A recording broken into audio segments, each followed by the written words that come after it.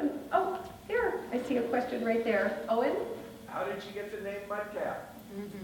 How did I get the name Mudcat?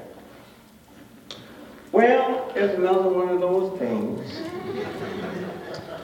Because down south, they thought all black people from Mississippi. And in spring training, for some reason, they thought that I was from the state of Mississippi. And even though at that time I didn't have a nickname, they started calling me Mississippi Mudcat.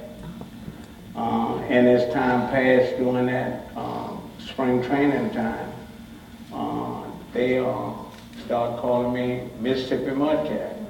Then they dropped the Mississippi and they just started calling me Mudcat. So that's how I got the nickname Mudcat, because they thought I was from the state of Mississippi. Congratulations, Dr. Grant. Now I told you I can't hear. Congratulations, Dr. Grant. Thank you, sir. My question is, how long did you play in the Negro League? How long did you play in the Negro Leagues? Well, I started in the Florida State Negro Leagues when I was 15. And I played there until I was 18.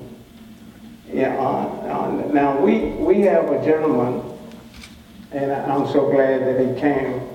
I want you to meet him anyway. We have a gentleman, his name is Bob Kendrick. Is Bob Kendrick, is he here?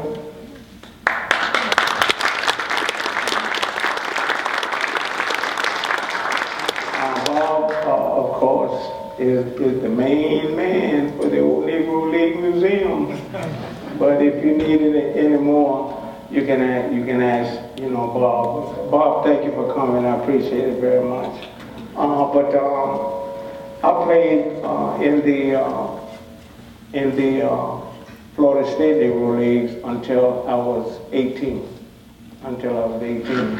And some of the players in the Florida State League, they had played in the Negro Leagues, but I played against a lot of guys that was like 50, like 45, but they could still play.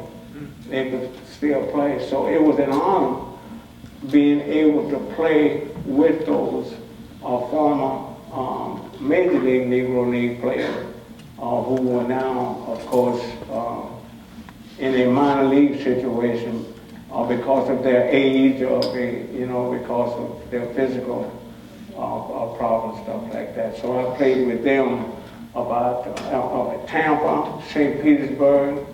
It was the Pensacola Giants in Tampa, and St. Petersburg was the St. Pete Pelicans. I played with the St. Pete Pelicans.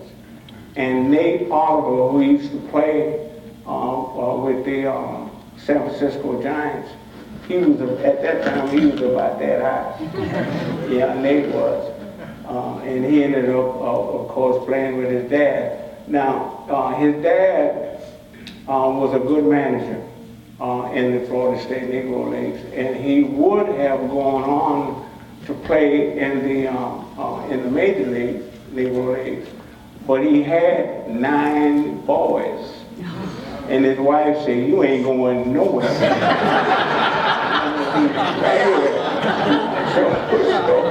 So Nate Oliver Sr. couldn't go any further because, of course, he had to take care of his family. But I wasn't a pitcher now. I was an infielder at that time. I didn't get to pitch until way later, a little bit later on. And when you were in the minor leagues, according to what I read, you were playing in Fargo, North Dakota, Keokuk, Iowa, Reading, Pennsylvania. And can you talk a little bit about the conditions you faced when you were traveling in those places and the challenges of being an African-American man in some of those locations? Well, up until 19 54,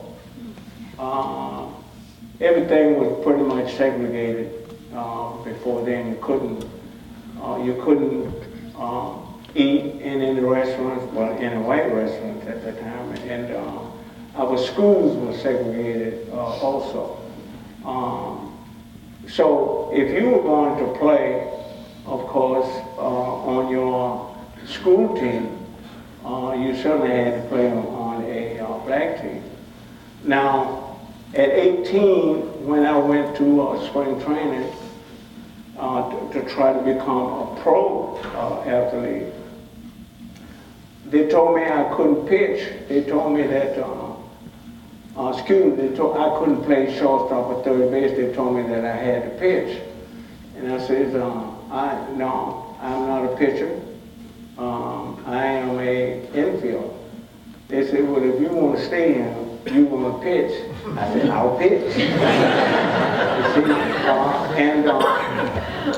Red Ruffin, Hall of Famer, Spud Chandler, Hall of Famer, they were in the Cleveland Indians chain, minor league chain, and they were the ones that were in charge for the pitchers. So they pulled me aside and said, listen, if you are going to make a ball club, you're going to make a ball club as a pitcher. So we want you to pitch. So I did, and they sent me to Fargo, North Dakota.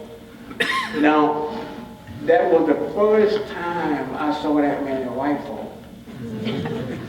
I mean, I went north, there was no black folk.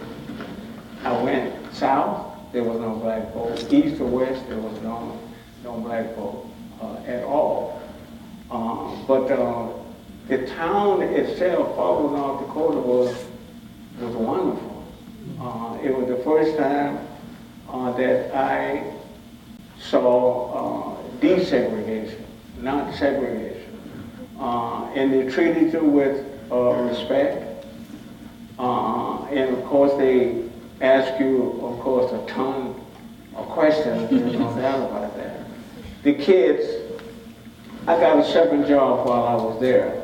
I always was good with kids, with children. And so they paid us $250 a month. And that wasn't enough for me to send back home. So I also babysat. And what happened was that her name was Mary Ann and she was 5 years old. And she never paid any attention to it that much. But one day, we're sitting and we're watching TV, and Mary Ann, she said, Mudcat. I said, yeah. She said, what happened? She said, what happened?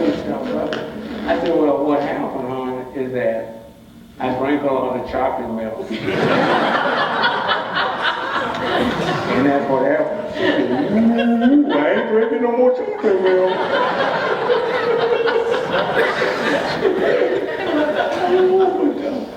But Fargo was wonderful.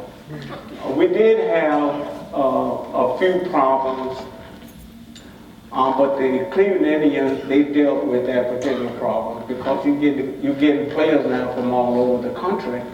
And we did have a lot of Southerners who just didn't think that a black pitcher was good enough to win 20 games or good enough to do this, do that. So I had difficulties with the one catcher. Well, we had three catchers, and there were two catchers that gave me difficulty because they didn't think that I was smart enough to pitch 9 innings and so forth and so on. So I asked for one of the catchers who was from Wisconsin, and we had a meeting, and I said, this is what I would like to do. This is the way that I would like to do it, and I think that I could win. So his name was Jerry Mellish. I just talked to him the other day, and he said, well, Mudcat, I tell you what, I'm not going to call a sign. You just throw what you want to throw.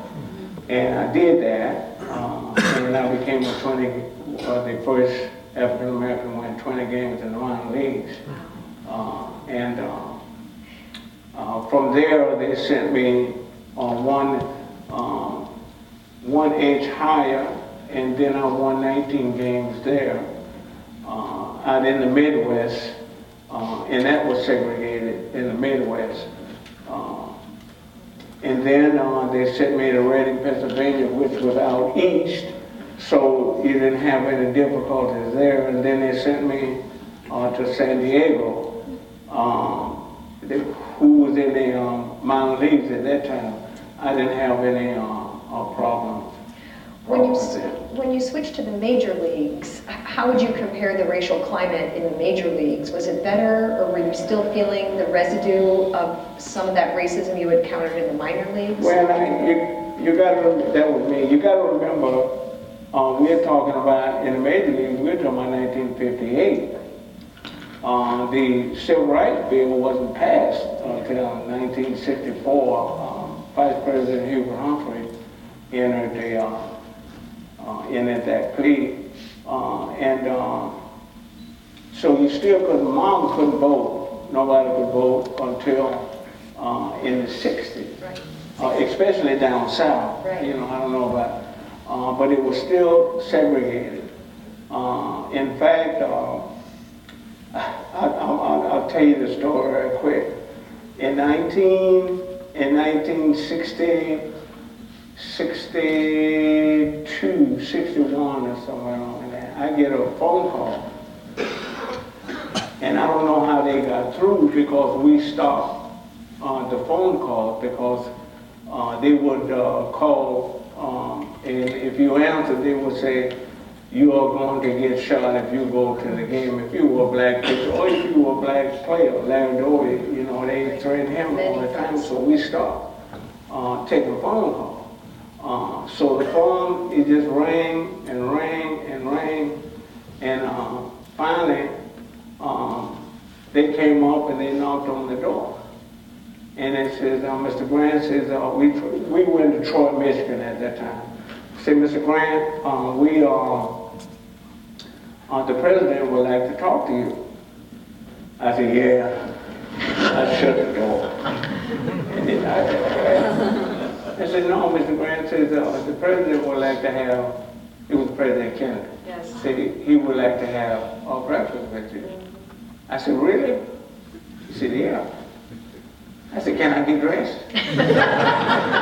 So because, you know, you're going to put on a coat and tie, otherwise you wear the short pants. So I put on my coat and tie, and I went to see the president. And the president said, Mr. Grant says, we really hate to bother you. I said, Mr. President, you ain't bothering me. He says, well, would you like to have breakfast? I said, yes, sir. So we go in and I had breakfast, and we talked a long time, but he was a Mudcat Grant fan. And we talked for a very long time.